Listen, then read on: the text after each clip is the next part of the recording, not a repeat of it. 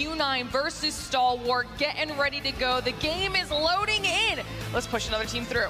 Let's do it. And again, this is all about, can Q9 find a way to get another rematch versus X-Rock on the top side of the bracket? Otherwise, Stalwart look to surprise, take down one of our top 3 squads coming in to this event overall. And I will say, the improvements from CDSI to now have been good. Just comes down to, are they good enough against one of China's best? For me, the word consistency keeps coming to mind when it comes down to the Garena region. Do not bat an eyelash at what they've been able to accomplish since then and now, but how good are you today for both Stalwart Esports and Q9? Again, playing it yesterday for Q9, 250 to 160 versus 4MV, take that as you will, but yeah, between these two teams, the only one to play it across the weekend is Q9. Yeah, and that's the other point about it is, like, power ranking that result, it doesn't really make much of a difference. Yeah, it's small data overall. But like we kind of mentioned, both these two teams had played it quite a bit throughout their regions as well as in CDSI, and it really didn't feel like this map leans one direction or the other. So that's why we say Stalwart. This feels like a must win, and so far so good. Finding some decent time here in the first hard point, plus good focus over towards rotation and new at the right side of the map. So have some threats nearby. Gonna be really worried about Mouchy. That is one of the players you always have to keep a close eye on where that AR is currently locked and loaded and ready for. 10 seconds still remains here on P1. And Stalwart are actually breaking out from Ruins just to fight for the old 10 seconds of time. Whether they knew it or not, Q9 are spawning in Bufu, but you still have players hanging around P2. Oh, really good finesse from Chen. Getting over to the top of the jump wall, finds a couple eliminations that will move the spawns in favor of Q9 for new, and he also keeps his life to make sure he doesn't overchow. Shot up over through cave side. Smoke giving him a little bit of cover, but as soon as they break through it, it's right into the waiting arms of Q9. 3 straight eliminations. Only one more player to find in the back, and they will find it. Really good start for Q9. Now all eyes need to look forward. You got 2 trying to push all the way out from Max, the rest trying to go through the hop up, but if you attempt to try to go through the broken down Ruins, you will just get gunned through a multitude of different head glitches. Some players are actually able to get all of the back of Ruins, so a pinch is currently going on, but Q9 do great enough to be able to isolate these players. They'll get back inside the top. Yeah, Clube just a little too antsy right there. He tries to push down, but he's got 2 teammates right behind him. He's in the middle of a reload. Maybe that could have led to more significant of a break, but Q9 quick to rebuttal, find their way back in. From the front, though, 18 seconds scrap time to fight for it. Stalwart have broken their way through cave side. Couple of nice eliminations behind this. Smoke will work out. Really good contest here for Stalwart, able to get this to a tie game. Look at the spawns, though. Investing into P2. How quickly do you think they're going to be able to at least read this? What you should know now is you have a spawn inside of Ruins, and you already at least have Clube turning back to look at the broken down chopper. Catches 1. Second would be Magnificent, and is able to do that as well. Spawns will not flip, but this is very, very good for rotation. Clube has just been the hero right now. He goes for a 4 spree by himself, front side of the trench, and now all of a sudden you've got Sparrow out, you've got Equalizers out. IG just not able to find more than just the first, though, so the trades are decent for Q9 in the face of the operators, and now they have a chance to pop some of their own. This is that time. Sweet spot. P3. So we're going to start seeing a lot of investment. We know how good Q9 have been in the past of just being able to respond in kind, and it's Ooling's War Machine to be able to find 3. A lot of space to push on forward, albeit the Sparrow pulled. Did not find everything, but the break nonetheless. Yeah, really good 50-50 split here. The tug of war between the operators have led to success on both sides, so efficiency metrics looking solid. Purifier to try to change things up for Chen, and it will at least allow Stalwart to be pushed back just a touch further. Final 12 seconds, though, not really much to consider in terms of the overall scrap, but the push from beyond the hard point is what we're really focused on, and as Stalwart continue to try to fight through old, they will also have a couple of players try to contest new. This P4 is going to be massive going in towards the second set. I mean, just look at the way that Q9 are still forced out on the backside of the useless building. And I love this heads-up play, at least from Stalwart Esports, but just because you have a superior positioning doesn't mean you automatically win the gunfight. Slash alive will be dealt with, and should be easy pickings to set up on a couple head glitches here around the statue head. So far, so good.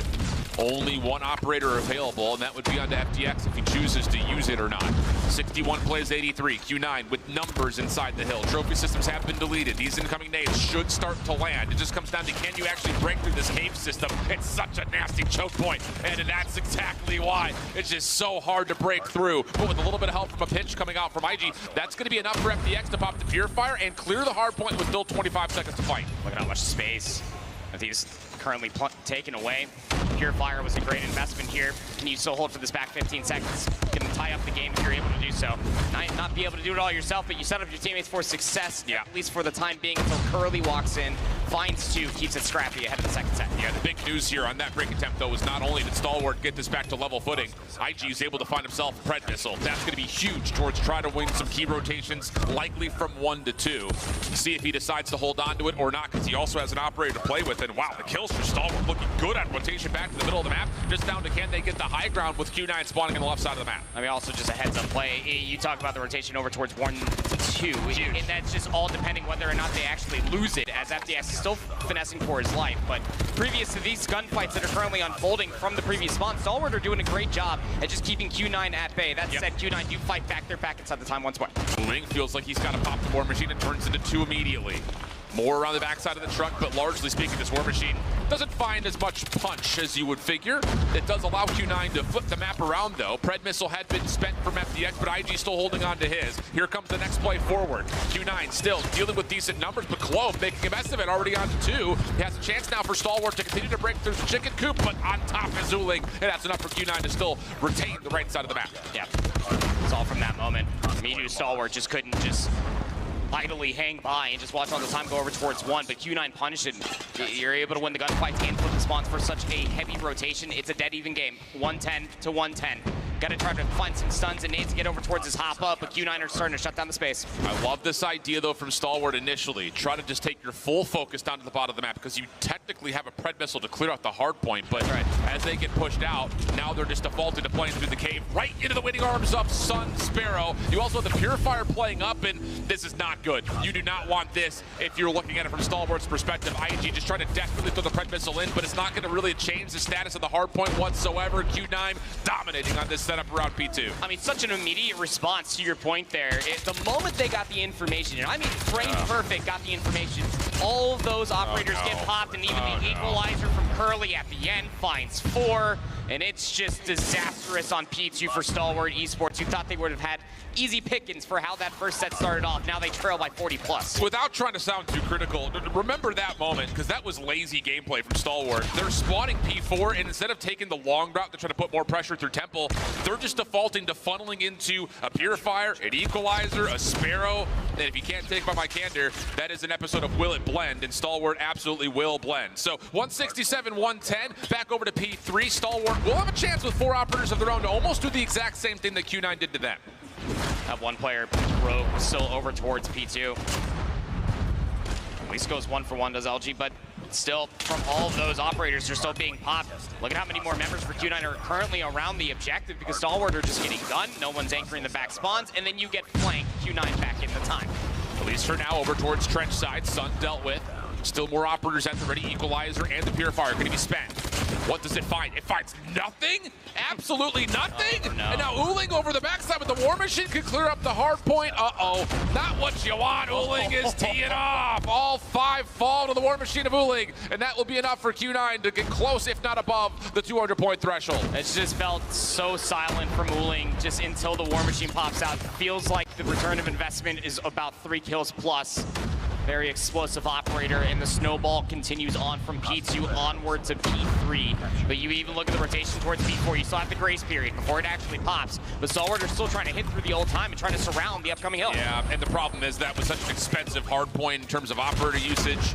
Now you're just dealing with just Clove, who has one at the ready. The rest of Q9 getting close to earning some of their own as they can win the game right here. And once more, here comes that same funnel, but just from the opposite side. If you're Stalwart, you have to get control of Chicken Coop. You cannot just keep defaulting to playing through the middle. I mean, this map has been in the pool for 2 years. We need to know this by now. Gotta be frustrating just to be on that stage. They might honestly just be thinking about the search and destroy coming up, but that might not be a good conversation or a good thought. You still have plenty of time left to maybe try to surmount the comeback. They break back in, still down to 20 seconds. You know that Q9 are still spawning over by Useless. But Q9 have operators, and they still have the ability to run through Chicken Coop. Just the multiple points of ingress are just so dominant. Yeah. And Stalwart just not quite able to force the issue the way that they would have hoped to. So now it's a 100-point game. Only 16 points needed for Q9, and they're going to rotate back over to P1 where they already have high ground control through maps. This is where it ends. It is. I mean, Q9 now have a sweet pickings on how would you like to win? Well, might as well just call a game here. Look at the spacing being provided, just making sure they cut down players left, right, and center. But Skurd does have a Sparrow, is able to at least find two. You also had a push manifesting all the way through maps, so Stalwart in possession of the time. For now, 3 operators, though, when Q9 want them. And they may not even need them. A couple of eliminations coming through. Clove trying to pull the hero play over towards the backside of Coop. Does well, catches a couple more. Stalwart now starting to zone a little bit further forward, but can they survive through this incoming utility? Just 11 seconds needed for Q9. It would have to be the remaining time here for Stalwart plus a full 60 on Newt. It's not impossible, just improbable. So now it's down to what do they have left available. Shot up, trying to get the War Machine out, only finds one with it. The pinch from Out G gets an opportunity for the rest of the teammates from the front to start finding success, and this break could very well be in the end. Still enough time to close it out here, so long as everybody stays around the time. You have to contest if you're Stalwart, and you're going to be walking into a lot of line of sights currently being held. The contest comes through, so we will go new, but there's already a player trying to thread the rotation. Yeah, 1v1 over the top of the jump wall is going to be everything. Pushing forward is Clove. He's able to at least zone out for now. Again, Q9 still holding on to 3 operators. Hit from the front is where largely this is playing, but look at the play over through the jump wall. They're pinching it nicely. Nades and War Machines over the top. This is leading to now an opportunity for Q9 to get the kills that they need to move on forward. FTX still holding on. Skurd needs to be the hero, but can he survive through Curly's equalizer? Doesn't look likely as he rips apart the backline, and that will do it. Curly with the final moments, and Q9 take a very comfortable win. It really does say something that even when they're staring down the barrel of having to break through P1 going in towards P2. They had those 3 operators at the end of the previous set of hard points, but then they just waited for the right moment, found some spacing, and then the moment they got inside P2 to call game, that's when you saw the operators being pulled by Q9. And it's those core fundamentals that do make them a very frightening team, because they always have a plan, and they always executed very, very well, comparatively to Stalwart that did obviously have a plan, but once all of your operators get shut down, only finding maybe at max 2 kills, and then Uling pops the War Machine and finds 6. Yeah. It's hard to justify how you can actually work your way back into an APOC hardpoint. Yeah, I think, just there are some small differences in operator efficiency that was utilized throughout this map. I think in particular that moment from Uling is the highlight bonus one. I think Curly as well, the equalizers was unbelievable. But the thing about it is the macro of how you play the map. Yes. You cannot funnel through cave. You just can't. It's a 5v5 map on what was initially a 4v4 map when it was played in the traditional multiplayer. You have to send players on routes. You cannot just run through cave, whether it's P2 or P4. That's a day 1 mistake, and it's what punishes Stalwart. Yeah, I mean, you just simply cannot play a card game with inside-out cards, and that's what it generally felt like. It was the definition of insanity. You're forcing yourself into very inopportune gunfights and more inopportune opportunities that made Q9 just look so brilliant with their operator usage as well. 50 and 34 out of Curly. A lot of those coming from the equalizer pulls of what we were just talking about. Same for Uling, 45 and 25. But you look from top to bottom, and just the assist column again coming through.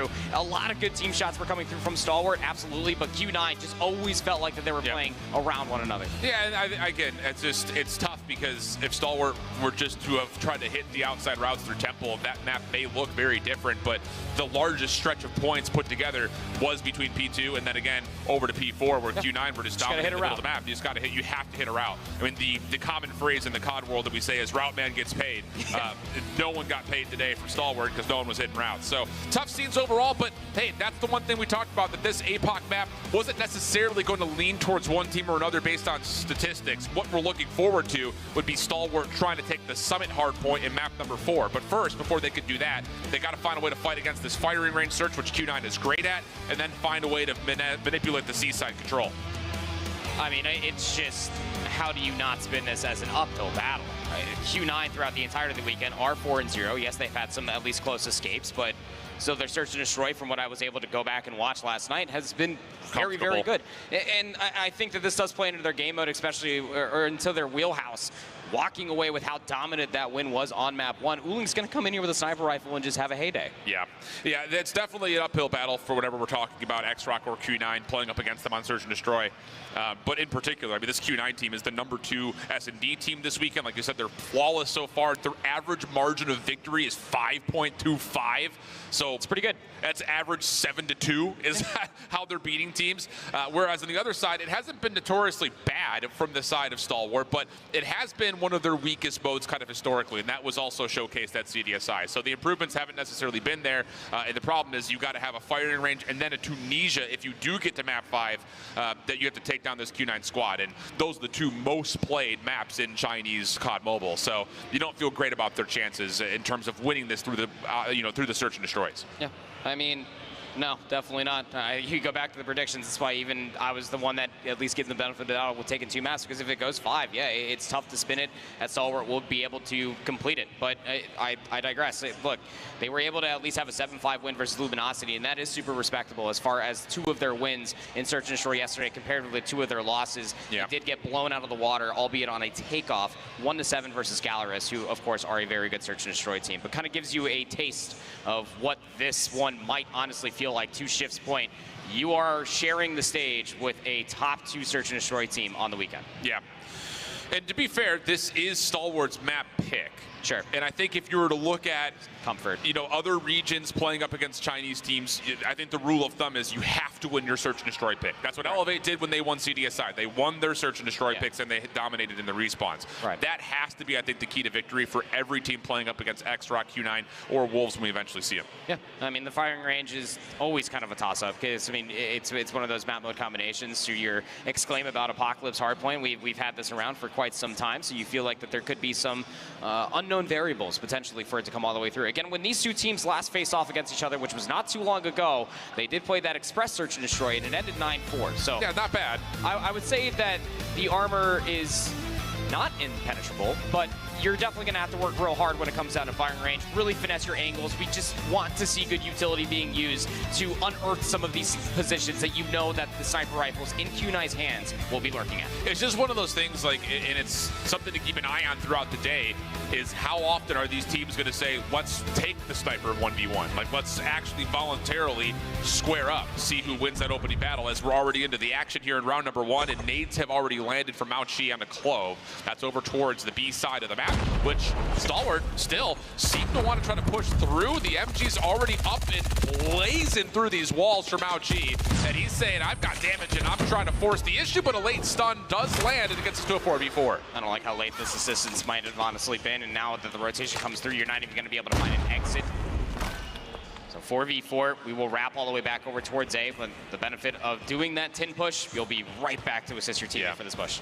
3 players for Q9 have already committed to playing in the obstacle course, even getting a little bit further forward. Sun able to hit his first shot. Response on the way. Good for IG. Gets 2. Shot's not going to land for Chen as well. So we trade this out nicely if you're Stalwart. 2v1 situation, and Shot Up is on the long flank. Question is, do they have a tally on where Uling has moved towards? It doesn't look like it, but it may not matter because the bomb's being planted at B. Gonna have to at least get through 1 before you can find the other. Uling. Oh, timing. That is actually criminally insane. Oh, they saw him though. And Shot Up is deciding, do I want to play sandbags or want to play inside the site? He's going to opt to play sandbags. Time ticking away, starting to lean back towards B. Difficult 1v2 here for Uling. He's cleared out a lot of the backside of the site, but now here's the difficult part. How do you work your way into the actual bomb site itself? Nade being cooked. This would need to land. And, well, it's in a good spot. It does get a hit marker, in and out. Maybe an opportunity to get the isolation, but the time is running out here. And IG has backed himself into a corner where he's gotten the regen and an opportunity to crossfire with Shot Up. A brilliant little bounce back there from Stalwart after losing the first blood. You cannot make up that faith that IG had to have for Shot Up. I mean, yeah, I would also trust Shot Up if he had to watch my cross like that. But, you know, it's one of those things, you get naded. Typically, our first reaction is just to move. That's the exact play that Uling wanted, but not to be played into those hands. A nice little bounce back for Stalwart when they seemed that they were down. Yeah, opening shot. Okay, Shot Up also able to find Sun. So an early 5v4. FDX getting at least some consideration for his position. A couple of shots coming out towards him. Still fine and dandy, though, as the defense for Q9 is going to be tested here. One player playing a little bit more aggressively through mid. It's a little bit of a crossfire setup inside of the trailer with Chen on an R9. So he's going to be stuck there for pretty much the rest of the round. The taking down of Sun, that's a big scope out of the way. As the push starts to manifest all the way through jungle, you do have 2 defensive players here, and they're guarded by a trophy. I'll say, trophy system already finding its impact. They're looking for the players deeper. They don't see Uling. This trigger discipline and timing on the peak is brilliant, but the trades are still decent for the side of Stalwart. We go to a 3v2. The flank from IG, decent. That's going to be a good freebie onto Chen. And now you just back up, rotate to A, which is wide open. And the only one left is Curly trying to rotate back through 10. Timing is everything here in a 1v3. Might not even get a good look as far as an exit, let alone an isolation. Even with having a numbers advantage, Stalwart are not going to give Curly a shot. Yeah, and the problem with Curly here is he doesn't know if anyone's playing rogue behind him through B still, so it's tough to get proactive. Someone could get timing outside of wood. So many questions. So many opportunities. So Curly just has to kind of put the blinders on and just focus forward. First shots are perfect. IG will drop immediately. Now here's the tough part. Smoke out. He gets the first. Almost a chance at the final, but shot up right there for the trade. Holds on, and Stalwart taking early 2-0 edge. HP advantage, but had the read. Almost had the full-on centering. A couple headshots away, maybe about another 20 HP. I don't know, maybe. My brain would definitely go there, but what a great opening for Stalwart Esports. Again, going against everything that we've said so far. Q9 kind of get mixed up with what Stalwart are throwing their way. Different setup here for Q9. Same crossfire setup inside a trailer, but you're going to have number 2 in Mauchi playing top 10 with a passive sniper angle from Sun. Not going to give an offer to take that 1v1 sniper battle early is Q9. So different kind of more reserved identity in this round 3 defense than what we had seen previously. Just waiting for the timing. Maybe someone could overextend. It's going to be so frustrating for Q9. They do not have the opportunity to try to dictate this pace. But you are on defense. You realistically don't have to move. Late stun going inside of 10. Looked like it did connect, at least on 10, but just a bit outside. Mauchi will be happy he is still alive. Yeah, I mean, he hit him in the elbow. It's just real tough because I don't think you would normally check that angle. Yeah. So the fact that he does, finds the tag, it pushes Mauchi back into the deep side of tin, which now puts a little bit more pressure on this double stack over into trailer, because they will not have anyone watching their mid-cross as much as they had previously. But time is running out here. Lots of nades are still available for both sides, including a defensive retake smoke if they want it from Mauchi. So he's the important one to kind of keep an eye on from the defensive standpoint. This is bold. Seconds. You gotta go. They're just gonna flood inside of 10. The timing is good enough for Curly to find all 3. That is not exactly what you love to see. It just swings wide for the 4th. Waited so long for the perfect moment to pounce, it just turns out that pouncing was not the right answer. Yeah, and I kind of was trying to tally who had thrown what early for Stalwart. It seemed like they would have had plenty of nades still left, but instead of throwing anything into trailer, they just try to flood it. And that double setup on the crossfire is perfect. So maybe the first moment where you look at Stalwart and say, what went wrong there? Lots of nades and smokes being thrown over towards the middle of the map.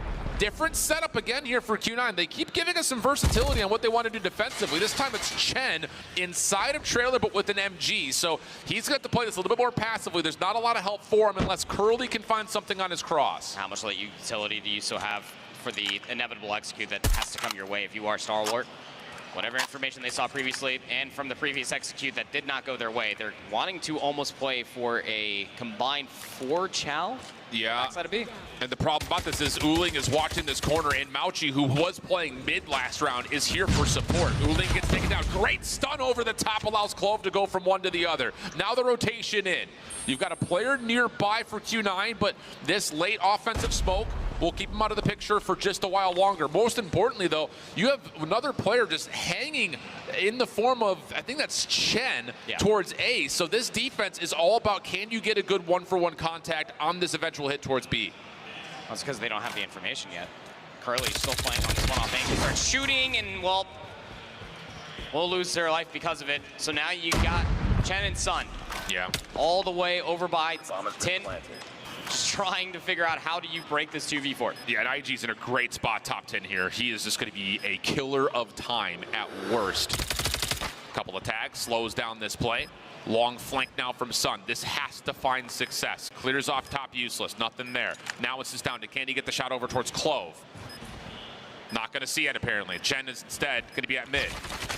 Sun trying to work his way forward, not going to happen, and Chen not any success through mid. Stalwart's offense looking really solid at this point. It is, and that's why I posed the question. I was like, I didn't count with all the sprites going across the mini-map on what stuns could possibly be left, but it's that exact reasoning. They're learning from what happened to them previously on that execute, so the late stun allows them to get that much further forward from the damage found previously on Uling. Wonderfully done for Stalwart. Now they have a 2-round lead again.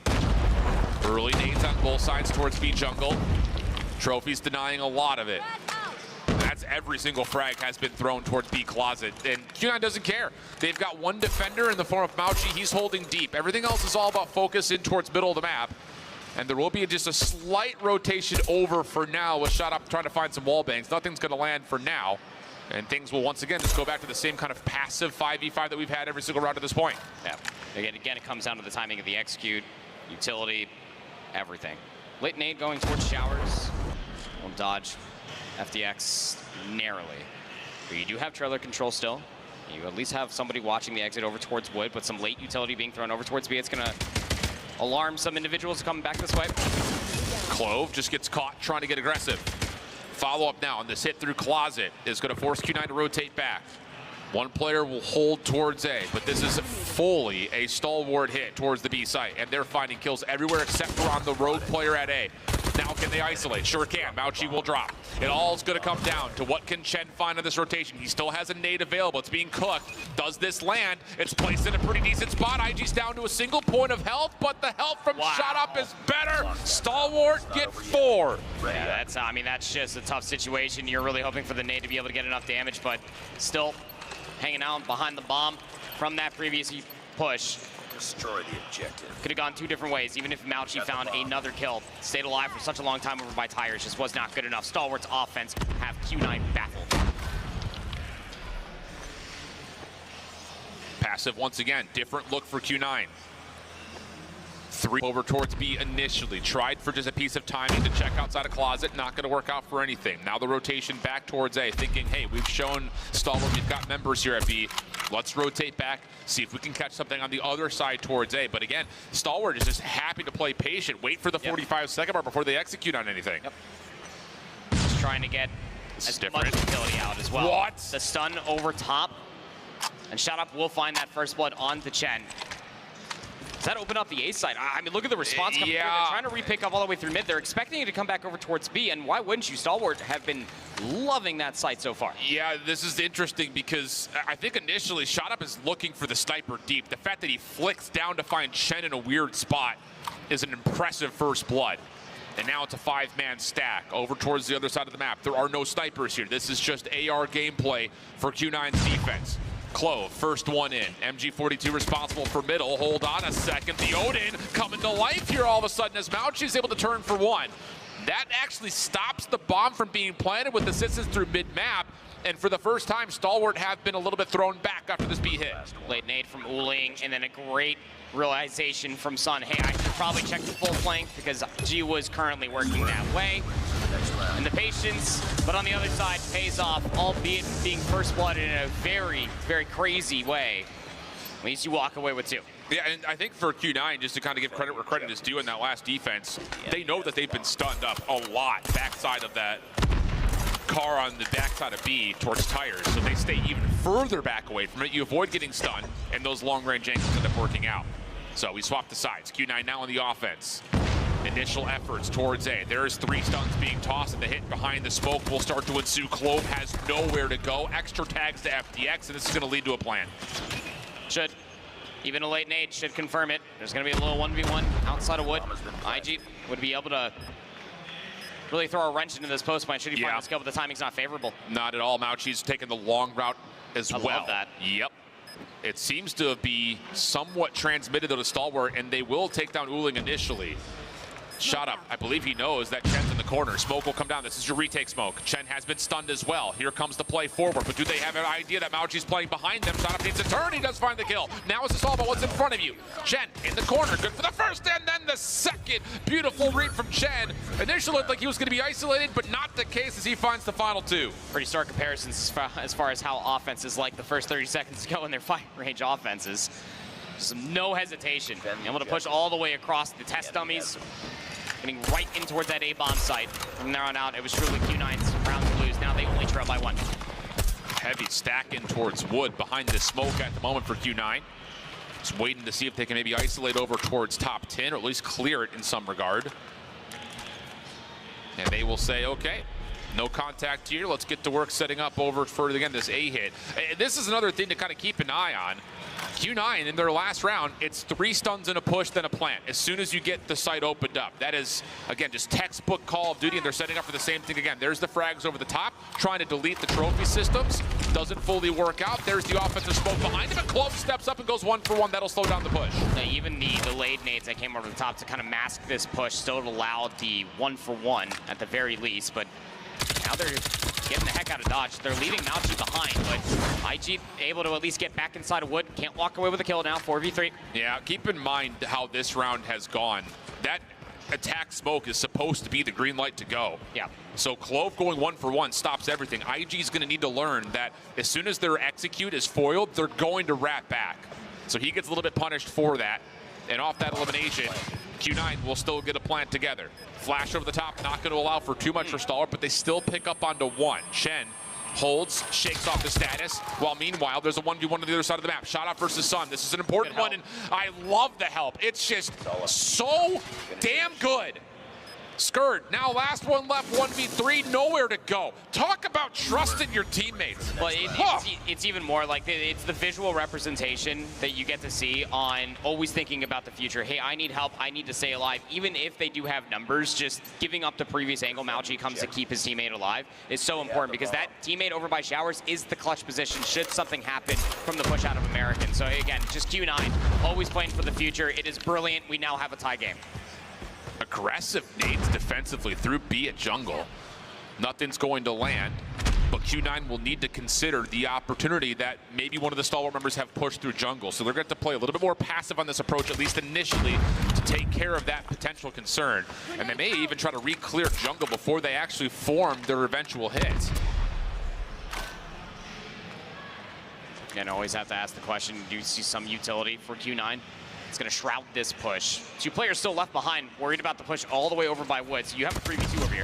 Oh, then this is what I'm talking about. Q9 know that Stalwart are likely playing forward behind those aggressive nades. Skirt in trouble, does back up to a little bit more safety. He's got a player on his cross towards B, and at the same moment, ooh, the push forward from Clove. He should know there's some sort of a track backwards. This comes down to what the timing looks like. He finds himself in the enemy lines, has one lined up, but he can't finish the kill. Oh no, looked like he was about to blow the play wide open. Instead, now Q9 can re-hit towards B. Even the slightest little bit of trigger discipline probably could have let 3 pass before they checked that one little corner. 2v3, numbers for the defense. Got a hit. First shot misses for shot up. Yeah, and he knows there's not going to be a second chance, not with Sun still alive. Smoke out. This should lead to a plant. I just love how Q9 commit. We use our utility, we plant behind it. Give yourself an advantage. Exactly. Nice snap from FDX. Now has the Fennec in hand. Here comes the Flood. They have not seen Curly yet. This would be a 1v3, but as they clear the site, they know he has to be playing in towards mid sandbags. Do they have the opportunity to double hit this? Okay, for a second it looked a little dicey. But it works, but you really did give Curly an opportunity to be able to clutch that play, isolating yourself just like that. But I do love the reciprocation, like we were talking about.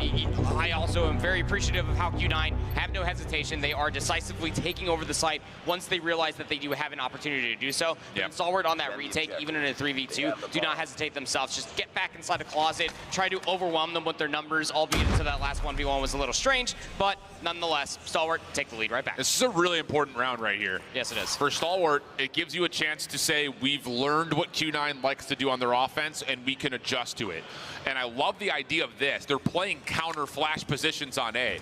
These hits towards A for Q9 have been nades to destroy trophies, smoke and flash beyond that, get the quick plant. Now you're playing back, so you have a chance to counter nade this execute if Q9 show their hand by way of those 3 flash executes. Early nades, stuns, won't connect past the test dummies. A nade gets yeeted out in response for Q9, which won't come up with anything at all. But your biggest problem is the angle that FDX is currently playing as well. How do you get FDX out of this position? You don't.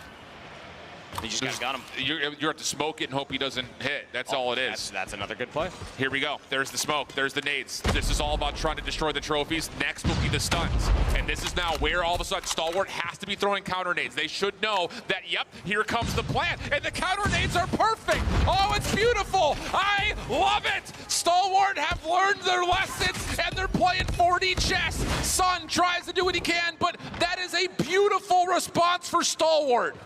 Now you know where Mauchi has to be coming from, mid, but actually elects to re-wrap through the test dummies. But the timing is just terrible. You know that the bomb has been dropped over here. You have trailer control. Shot up.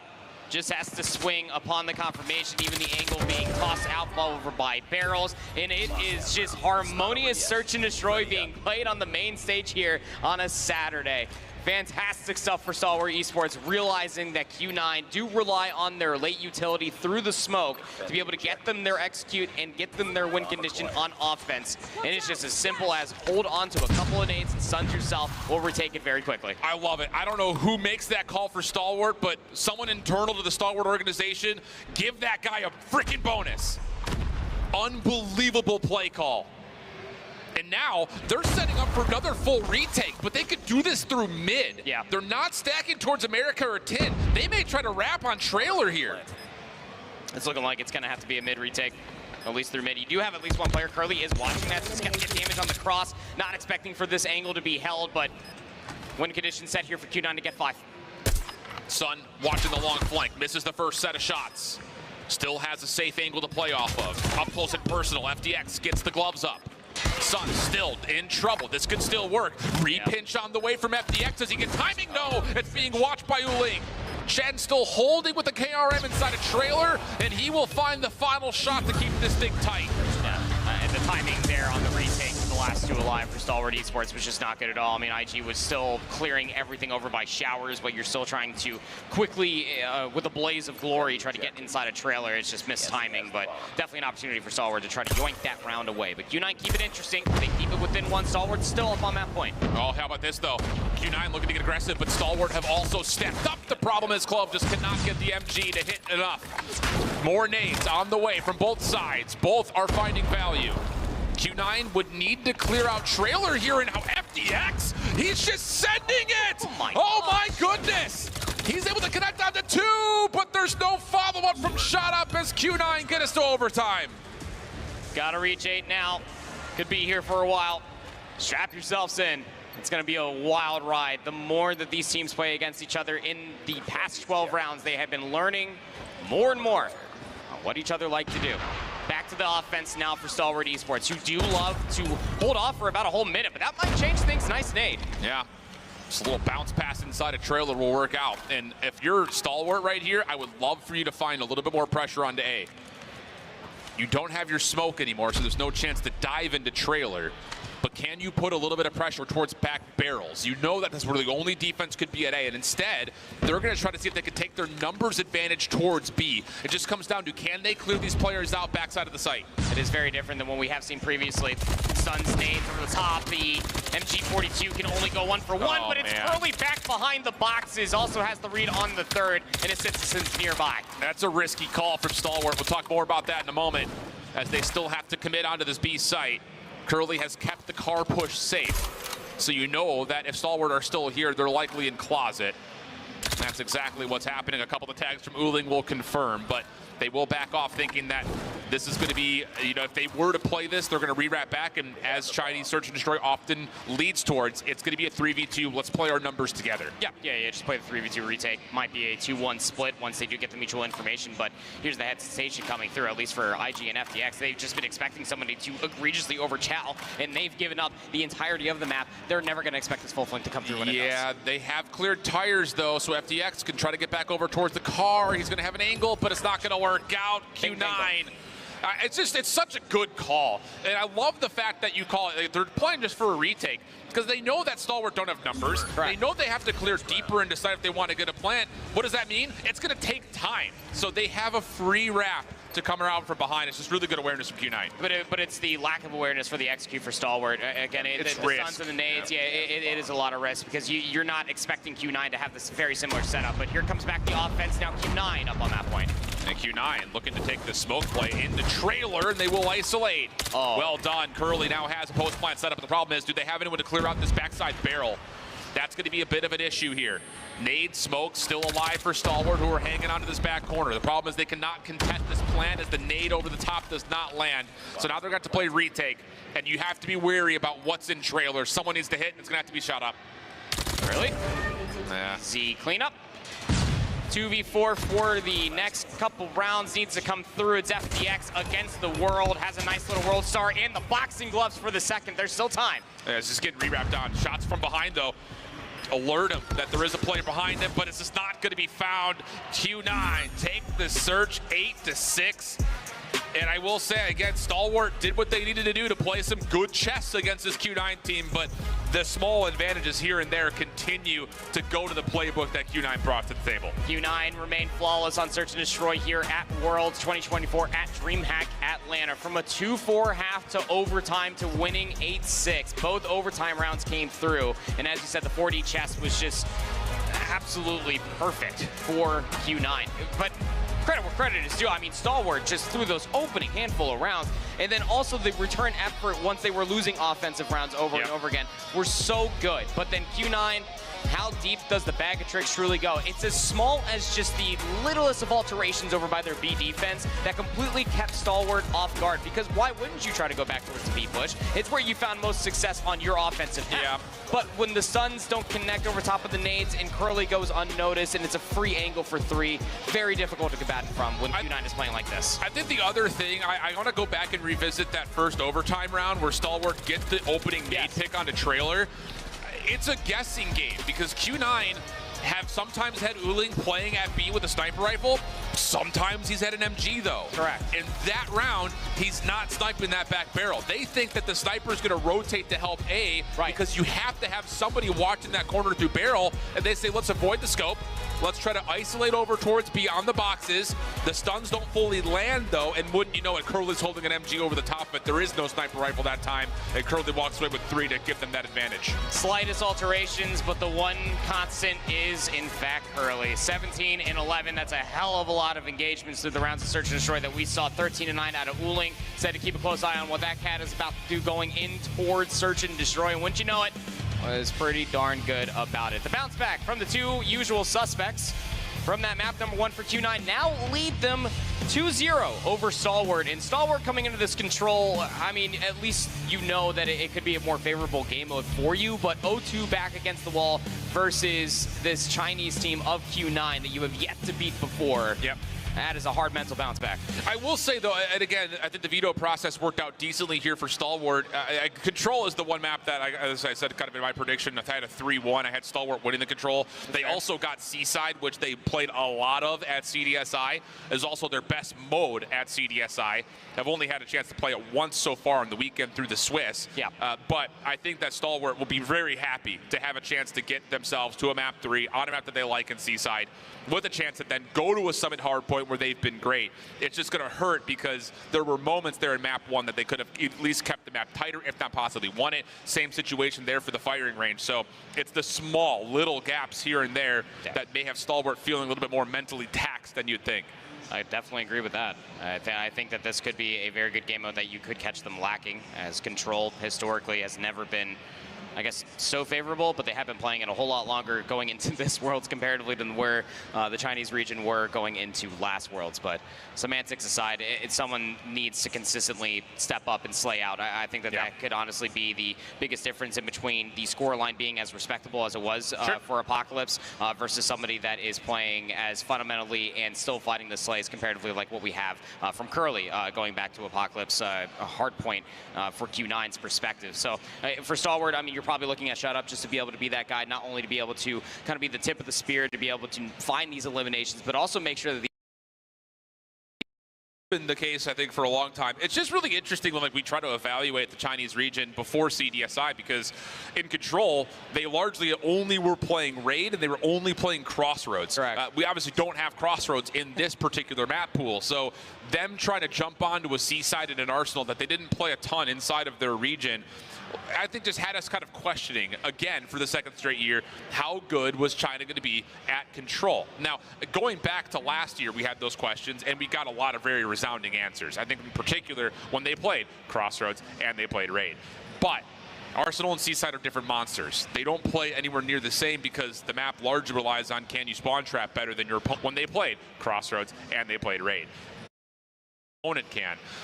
Do Q9 have that ability to give that understanding, know when the windows are to do that, and then successfully pull it off? Because even watching the last map with X-Rock, their executes were great, but sometimes they were getting punished trying to push across the map. So that's, I think, kind of where the question is can Q9 be better at that than X-Rock were, even though, of course, X-Rock won the map?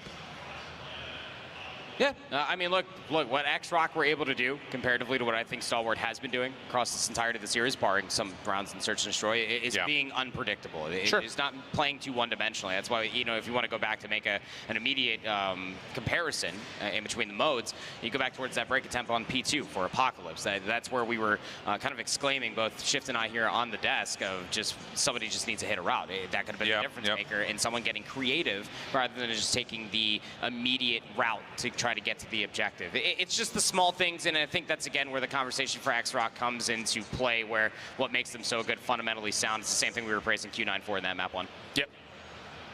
And it's just, oh man, it's so tough, because I think the macro conversation that we haven't really touched on yet, but merits the talking point.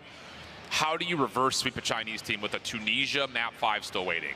And that's the next conversation, right? Because if you're Q9, you're going into Control. I mean, albeit a weaker game mode for them, like, you're still happy because you have the Summit Hardpoint map 4, and even if you lose that, you're going to Search and Destroy, which, again, you should be confident on. You are flawless on it throughout the entirety of the weekend. This one, the closest Search and Destroy they've had thus far, but onto Tunisia Search and Destroy, that's where Uling should feel more than comfortable. Yeah, and again, in terms of map pool, because that's always a conversation since China plays it a little bit differently, is Tunisia, Firing Range are the two most played Search and Destroys in this pool. Coastal would have been the other one, but we don't have Coastal in the pool. They were not strong in terms of reps on Kurahana. They were not strong in terms of reps on Takeoff. So I think, again, just kind of looking at the international side of things, you want to try to put them there. The fact that Q9 get a Firing Range and they get a Tunisia feels like a steal away. Plus, then you take the hardpoint conversation in the mix. The most played hardpoint map that China has played is Summit. So it's like between that and Hacienda, but mostly Summit has been kind of one of the linchpins for success for these three Chinese teams. So again, Q9 is going to feel great about how this map pool came to be in the first place.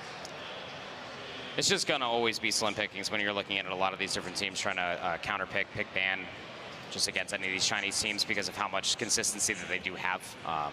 And I think that the same conversation is right there for Stalwart, given the simple fact that you have to pick ban for comfort. You have to try to get your best map set, and more often than not, when you are facing against these top 4 teams that was playing them going into the weekend, those maps become your most comfortable, but are also their best maps. Very slim pickings, but without further ado, map number 3 is very much so could be the last map mode combination for Stalwart Esports, should they not win this here and try to force it into a map 4.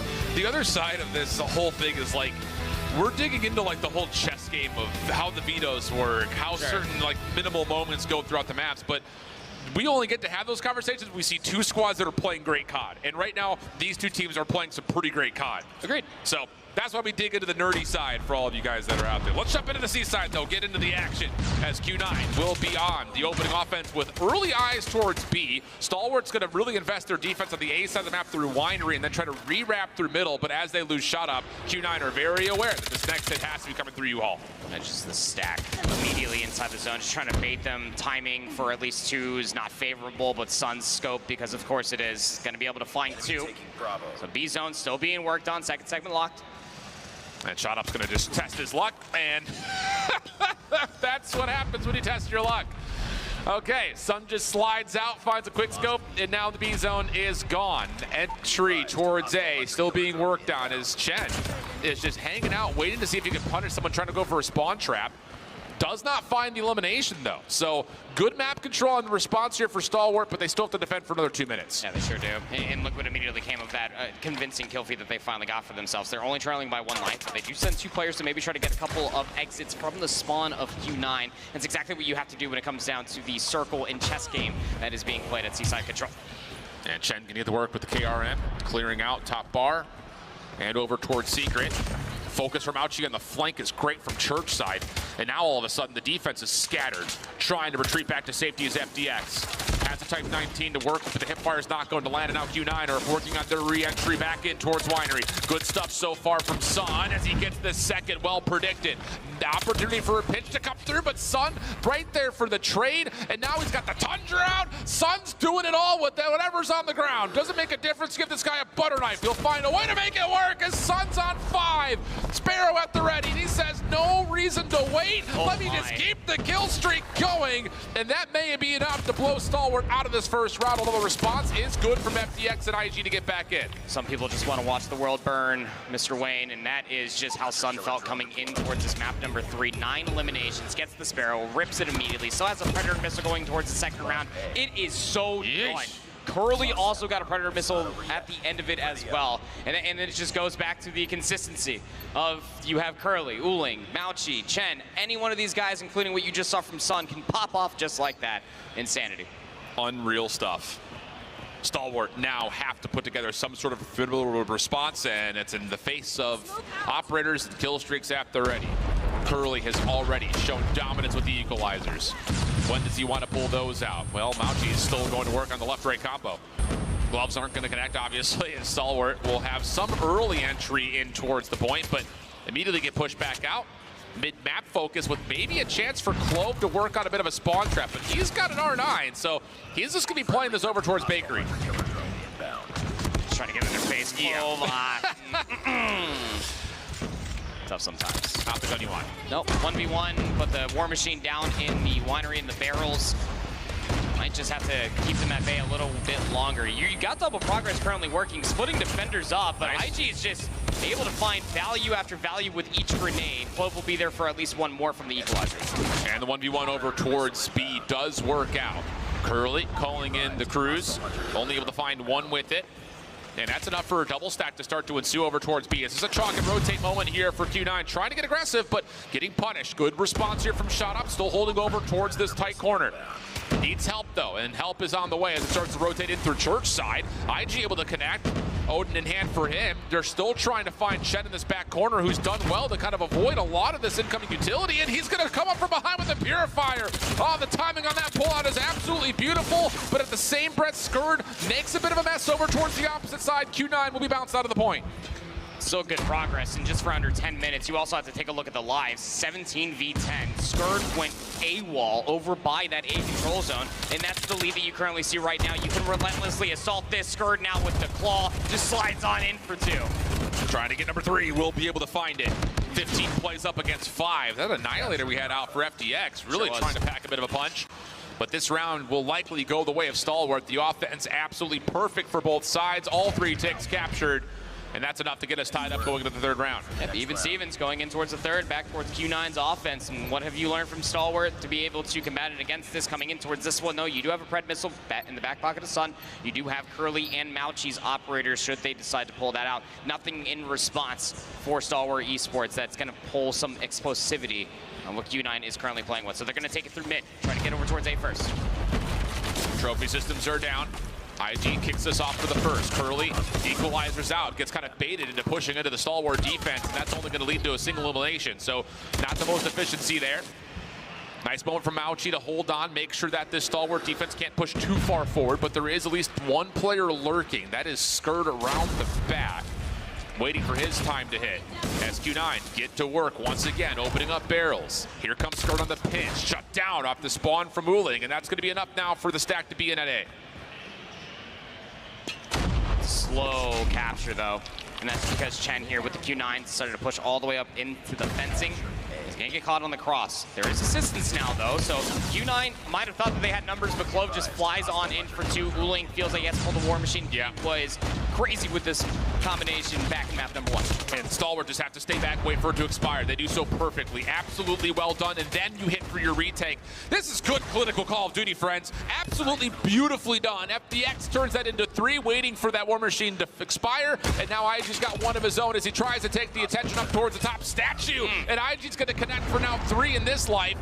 Maybe more to come as he moves in towards Checkers, and he finds Chen. Really well done as Stalwart's defense now has the map, they've got the time, and they've got the lives. 25 seconds remain. Sun saw all the value that was being pulled for Stalwart Esports and their operators and thought the Predator missile should be helpful. Nobody was in a position to try to gain value from that after your team was still in the spawn. So now you're desperately trying to get across the map. 20 seconds remains. 15 plays up against 9. And they're going to try to run right into Shot Up, who's got the R9 ready to go. Split focus here for Q9, just trying to get into one of the zones. Doesn't really make a difference which one at this point. Just something to stop the clock. 14 plays 7. Opportunity to open things up at B. The defense still putting a lot of value onto the A side of the map. 6 seconds on the clock. If you get all 3 ticks, you'll add an extra minute, which would be huge for Q9's attempts. And Stalwart, they look like they want to set up to try to re-break this, but they don't have the numbers to do so. And this could get dangerous. If they commit to this and lose lives, it's going to be even in the life count, and they will get picked apart. 2nd tick done, 3rd on the way, and Q9 have made this manageable 5v9. This is where you cannot afford to scam if you are Q9. You do have a winnable situation here. You do have 2 operators in the back pocket for 2 different Q9 members. Should you want to use it, the only thing in response would be Shout Up. It would be so good if you can get at least one of these operators out for Stalwart, but there's Sun with a sniper, first blood. And the problem is Skirt only sees 1. He doesn't know how many players are making this play around the back. And there's time for Q9 to set up a bit of a spawn trap here. They could farm a kill a couple of times over and turn this into essentially a 5v5. Clove comes back to the play, only gets 1. Now the hit from the back starting to look good. Stalwart are split. This is winnable, super winnable in fact. The clock is stopped at 36 seconds. Stalwart trying to get a bit of a surround. Chen shut down from one side. Sun trying to respond with a Sparrow. Looking decent for now. Here comes the pitch, though. Only gets 1 with it. FDX got the Annihilator out. You got to find the contact. Q9 still winning in the gunfight. 2v1 situation. Curly with the equalizers. IG trying to make his way back through. He needs a touch. He needs a contest. He's not going to be able to. And Q9 pull off a 5v9. Ready up. It was about a good 8 life lead there at one point, friend. Dude, it's because Skur only sees 1. Yeah, he only gets that 1 bit of information, but I mean, it's just the overextension immediately gets punished. They're all playing from within the zone, and it's just at a flip of a hat that Q9, once they are in possession, they can dictate the pace. That is going to be punishing, especially with the Annihilator being pulled there in desperation at the end, so you just have the Sparrow. Sun has a sniper rifle, Shout Up will only find 1. Defense already playing forward. Pure fire out for Chen. Not a great spot for it, but may not make much of a difference as Curly calls in the Pred missile. That will land. Mauchi in a little bit of trouble with the Annihilator out. Connects onto 1. Regen still waiting to come through fully. Gets back to full health. Stalwart not being trapped yet, but it's on the way. Oh, and Mauchi knows there's a player playing topside rooftops. Not going to be needed, though, as Q9 will pick it up, and now they've got him completely pinned up over towards the top side of the spawn. Clove gonna get caught. Pain. And this is Pain. So when you look up in the COD Mobile dictionary of losing full and stuck in your spawn, Seaside Control is the exact thing that pops up. Pred Missile also for insult to injury. IG has to pull out a War Machine just to get out of their freaking spawn. There's 3 kills to come through, but still Q9 members hanging around the joint. Yeah, and Uling on the staircase, just too difficult of a position to push him out of. That's a 25 play 7. Oh, Stalwart. This, again, another map that you're going to look back at one moment and say, woulda, coulda, shoulda. Last 8 seconds, last attempts to try to get this alive. His Sun will drop, the clock will stop, but it's a 22v4. Q9 have done everything they need to walk away with a 3-0. Yeah, it's looking likely. Miracles might happen, but not on this main stage, not today, as Uling will just dance around the arches. Curly will finish with 25 eliminations, 23 for Sun. The majority of those all coming by way of the sniper rifle. It's a 3-0, but Stalwart gave them a good shaking. Q9 will move on. That's just, man, I'm telling you, Stalwart's going to look back on the series, and they're going to see 3 specific moments, one in each map. that if they just did this one thing different, they put themselves in a spot to win all 3 of those maps potentially. It's hard to say. That's not like you made this mistake, you lost map, but it was a big factor of why. You know, not having the rotation discipline to take the long route on Apocalypse. The search and destroy and fire range maybe took a little bit too long to read what Q9 were doing. Also, just the mistake of getting that first pick at trailer and then going B instead, thinking they're avoiding the sniper rifles. And of course here, you get the information, but it's too late on what Q9 are doing in that 3rd round. Yeah, it is quite literally the definition. A buzz phrase here for us on the desk is that this is the most competitive a 3-0 could possibly have been. There were ample opportunities for Stalwart to be able to win maps, to be able to not only lead them at certain points in time, but really make it almost feel really sweaty for Q9, who should have walked into this series understanding fully, hey, we just 3-0'd these guys not too long ago. This should be a cakewalk. No, Stalwart came to play this entire weekend, and just as for the Garena region as a whole, should feel very, very proud about how far they made it comparatively to what it looked like this time last year. The other side of things is that Q9 just are not making mistakes. Correct. I mean, there were moments that Stalwart found advantages, but it wasn't because Q9 was making mistakes. On the other side, Stalwart did make mistakes, and Q9 did punish them for it. That's what makes this Chinese region so difficult to beat. Yeah, I definitely would be keeping my eyes on Q9 for the rest of those squads now that the two quick 3-0s to start off our bracket phase of this competition. Q9 moving forward now into the semifinals after closing out that control. And honestly, things are going to be tougher now that we're seeing just how strong the 2 teams that have qualified so far are heading into semis. These are going to be some tough semifinal matches before we even make it to our grand finals. It's just the shark-infested waters and the I guess the nature that is a single elimination bracket. The volatility is surely felt, and albeit 2 3-0s, you're starting to see a lot of it manifest coming away from that main stage. Some really good slayers, not only the consistency between yesterday coming in towards today, but just how bad some of these teams want it. I'll tell you, this is going to be a really fun 8th matchup in the last couple of months between Q9 and X-Rock. Yeah. It's a 3-4 tally overall in favor of X-Rock, but the last 3 matches have also gone towards X-Rock. So Q9 are going to be looked at as the underdog for the first time this tournament when they play against X-Rock.